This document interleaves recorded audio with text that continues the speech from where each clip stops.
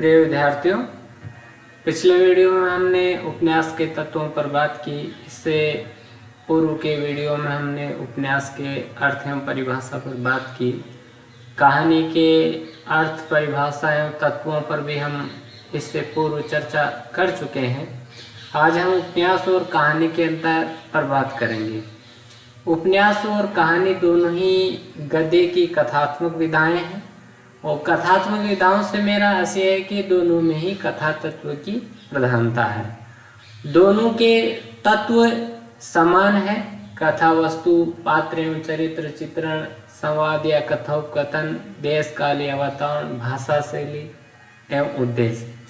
तो प्रारंभ में ये माना जाता था कि उपन्यास और कहानी में केवल आकारगत भिन्नता है। कहानी का आकार छोटा होता है और उपन्यास का आकार बड़ा होता है, यही अंतर माना जाता था। लेकिन जैसे जैसे कहानी का विकास होता गया, उपन्यास से उसकी पृथकता जो है वो स्पष्ट होती गई और आज उपन्यास और कहानी में आकार प्रकार के भेद के साथ साथ विषय वस्तु, शिल्प शैली संबंधी अंतर भी स्पष्ट रूप से स्वीकार किया जाता है। तो उपन्यास और कहानी के अंतर को समझने से पूर्व हम इस संबंध में विभिन्न जो समीक्षक है, विचारक हैं, कहानीकार है, वो उपन्यास और कहानी के अंतर के संबंध में क्या कहते हैं, इस पर बात करते हैं, इसको देखते हैं।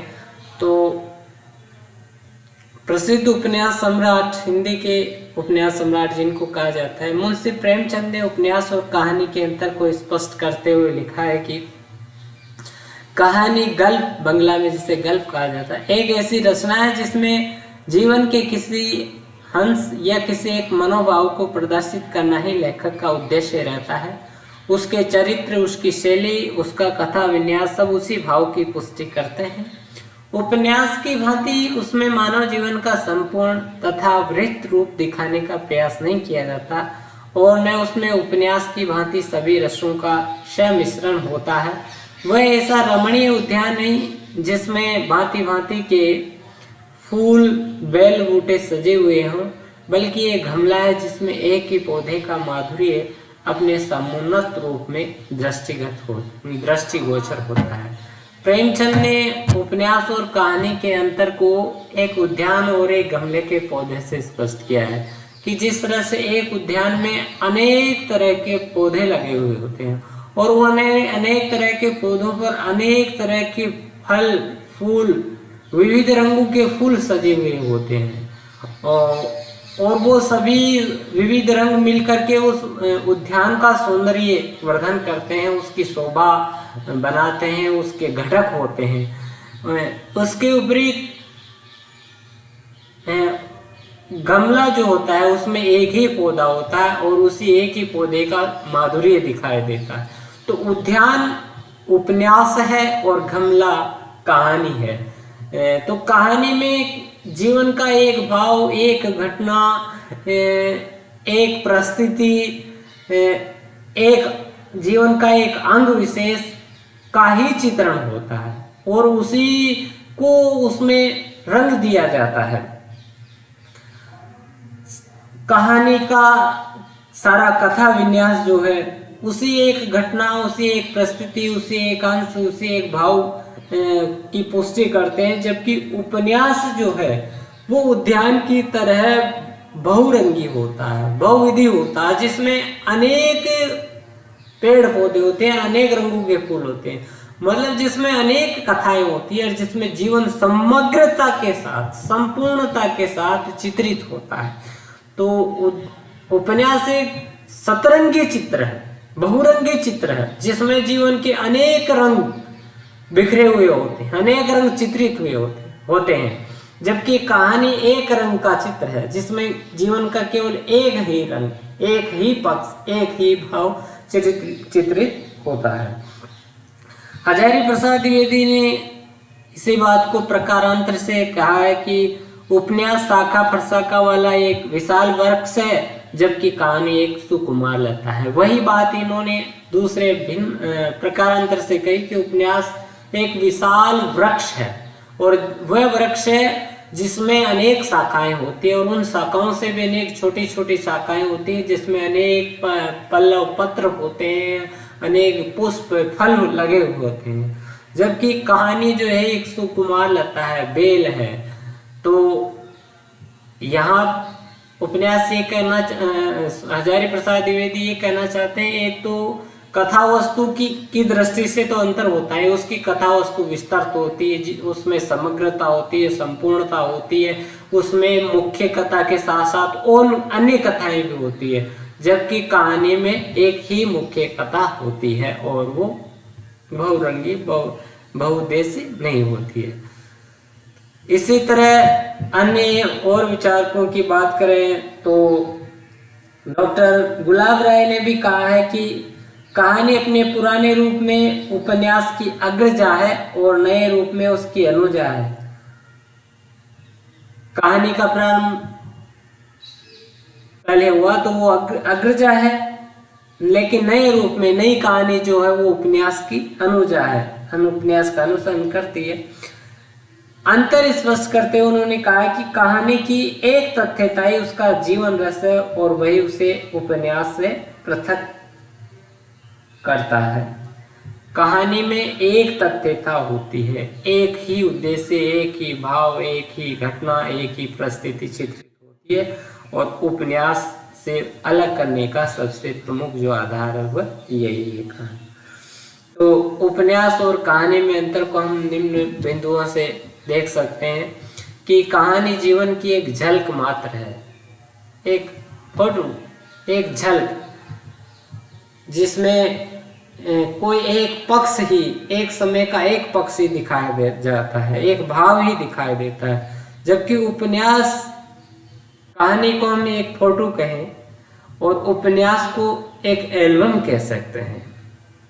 कहानी में एक फोटो होगी जो किसी एक समय की है तो एक भाव उसमें प्रदर्शित है, जबकि उपन्यास एक एल्बम है जिसमें अलग अलग परिस्थितियों के, अलग अलग भावों के, अलग अलग घटनाओं के जो है वो चित्र है, तो उसमें संपूर्ण जीवन का चित्रण। तो कहानी जीवन की एक झलक मात्र प्रस्तुत करती है, जबकि उपन्यास संपूर्ण जीवन का विशद और व्यापक चित्र प्रस्तुत करता है। जैसे हम बात करें प्रेमचंद की एक कहानी और एक उपन्यास की। प्रेमचंद की कहानी पूस की रात एक किसान के जीवन पर आधारित है, लेकिन किसान जो है उसमें वर्णित है, उसमें हल्कू के एक जाड़े की रात का चित्रण है। जबकि प्रेमचंद का ही किसान पर आधारित उपन्यास गोदान है, जिसमें किसान के संपूर्ण जीवन का चित्र है। कहानी चूंकि एक झलक है, एक घटना उसमें वर्णित होती है, इसलिए उसका आकार छोटा होता है और छोटे आकार के कारण कहानी को पढ़ने में भी समय भी कम होता है और उसमें रोचकता भी रहती है। जबकि उपन्यास का आकार कहानी की अपेक्षा बड़ा होता है, क्योंकि उसमें संपूर्ण जीवन जो है उसका चित्रण होता है और आकारगत विशालता के साथ साथ उपन्यास कभी कभी नीरस भी हो जाता है, क्योंकि बहुत बड़ा होता है और शैली भी उसकी विश्लेषणात्मक होती है, इसलिए उसमें नीरसता भी हो जाती है, जबकि कहानी में रोचकता होती है। इसी कारण कहानी जो है सबसे लोकप्रिय विधाओं में उसकी गणना होती है। कहानी में किसी एक घटना, भाव या प्रभाव विशेष का ही चित्रण होता है, जबकि उपन्यास में संपूर्ण परिस्थिति या गतिशील जीवन का चित्रण होता है। कहानी के लिए संक्षिप्तता एवं संकेतात्मकता आवश्यक है। कहानी चूंकि एक घटना को लेकर के लिखी जाती है तो वो संक्षिप्त होती है। पाश्चात्य विचारकों ने कहानी की परिभाषा देते हुए उसकी समय सीमा भी लगभग आधे घंटे निर्धारित की है। यूं भी कहा कि जिसको एक ही बैठक में पूरा किया जा सके। तो संक्षिप्तता व संकेतात्मकता जो है, संक्षिप्त है उसके लिए सांकेतिक शैली का प्रयोग किया जाता है, जबकि उपन्यास में चूंकि विस्तृत कथा है इसलिए उसमें विवरणात्मक और व्याख्यात्मकता आवश्यक है। व्याख्यात्मक विवरणात्मक शैली का उसमें सहारा लिया जाता है। कहानी में प्रासंगिक कथाओं का अवसर नहीं रहता है। प्रासंगिक यानी मुख्य कथा के साथ उसकी सहायता के लिए आने वाले अन्य कथाएं प्रासंगिक कथाएं। तो कहानी चूंकि एक ही घटना को लेकर लिखी जाती है तो उसमें प्रासंगिक कथाओं का कोई प्रश्न ही नहीं उठता है, जबकि उपन्यास में आधिकारिक कथा में पूर्णता एवं स्पष्टता लाने के लिए एक या अनेक प्रासंगिक कथाओं का समावेश हो जाता है। जैसे अगर रामायण जो एक महाकाव्य है उसको गद्य में राम के जीवन पर, राम कथा पर कोई उपन्यास लिखना चाहे लेखक, तो राम के जीवन के उपन्यास में कुछ ऐसी कथाएं हैं जो स्वतः ही आ जाएगी। हनुमान की कथा है, सबरी की कथा है, बाली की कथा है, सुग्रीव की कथा है, ये जटायु की कथा है, ये प्रासंगिक कथाएं हैं। जबकि कहानी में चूंकि एक घटना होती है तो उसमें प्रासंगिक कथाओं का कोई अवसर नहीं होता है। कहानी अल्प समय में एक भाव विशेष का चित्रण करने के लिए कला की सूक्ष्मता आवश्यक है, क्योंकि आकारगत लघुता है, कम समय में उसको पढ़ा जाता है, लिखा जाता है और एक भाव विशेष का चित्रण होता है, तो लेखक को उसमें कला में सूक्ष्मता का चित्रण करना आवश्यक होता है, सांकेतिक शैली जैसा कि ऊपर कह चुके हैं। उपन्यास में जीवन का संपूर्ण चित्रण करने के कारण कला की सूक्ष्मता वहाँ आवश्यक नहीं होती और लेखक के पास वहाँ पर्याप्त अवसर होता है विस्तार से कहने का। कहानी किसी विशेष उद्देश्य या हल्के मनोरंजन के लिए लिखी जाती है। कहानी का उद्देश्य एकांगी होता है, किसी एक विशेष उद्देश्य को लेकर ही उसकी रचना की जाती है। मनोरंजन तो उसका मुख्य उद्देश्य ही है।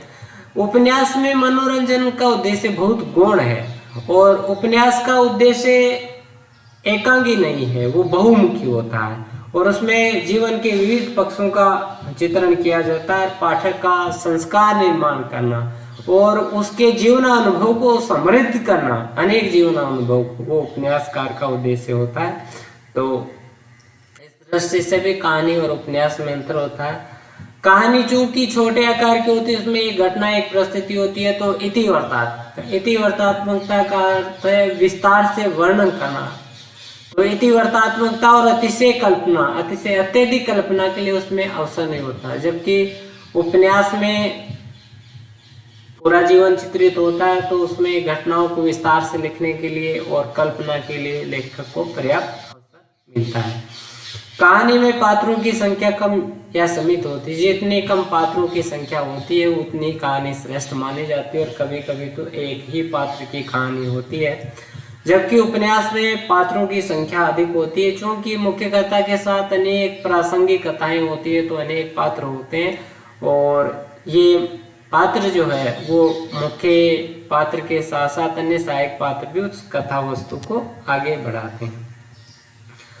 कहानी में चरित्र चित्रण की नाटकीय शैली अपनाई जाती है, जबकि उपन्यास में चरित्र चित्रण की विश्लेषणात्मक शैली अपनाई जाती है और उपन्यासकार जो है वो पात्रों के चरित्र का विश्लेषण करता है। कहानी में चरित्र को उद्घाटित किया जाता है, प्रकाशित किया जाता है, जबकि उपन्यासकार चरित्र को विकसित करता है। कहानी में निष्कर्ष की ओर, चरम सीमा की ओर कथा जो है वो तीव्रता से गति करती है, क्योंकि कहानी का सबसे महत्वपूर्ण बिंदु चरम सीमा होती है, निष्कर्ष होता है। कहानी का चरम सीमा के साथ सीधा संबंध होता है, जबकि उपन्यास चरम सीमा की ओर धीरे धीरे गति करता है। तो इन अंतर से हम कह सकते हैं, और इस अंतर का कारण ये है कि उपन्यास जीवन की संपूर्णता है।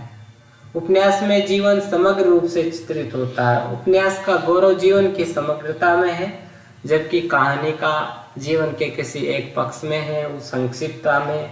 कहानी में एक पन होता है। एक पन का मतलब है कि एक घटना, जीवन का एक अंश, संवेदना का एक बिंदु, एक भाव, एक उद्देश्य विशेष, जबकि उपन्यास का उद्देश्य बहुमुखी होता है।